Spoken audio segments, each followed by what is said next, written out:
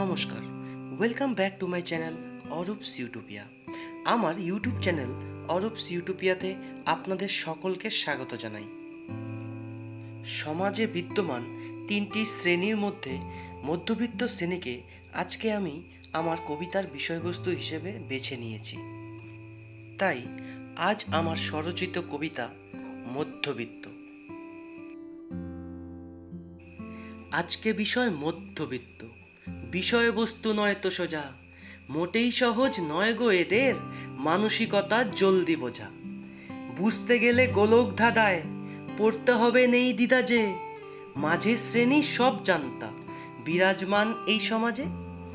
উচ্চ নিম্নের মধ্যবর্তী জায়গা এদের ভীষণ পাকা, জীবন যুদ্ধে হাল ছাড়ে না, রাস্তা হলেও লম্বা বাঁকা।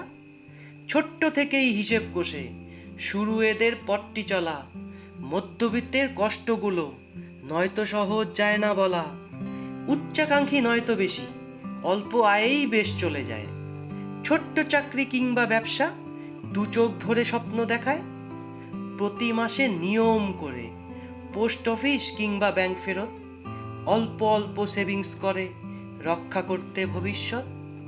ভীতু শ্রেণীর নাম পেয়েছে, ঝুট ঝামেলায় যায় না বলে, প্রতিরোধও গড়তে পারে সামনে কোনো বিপদ হলে।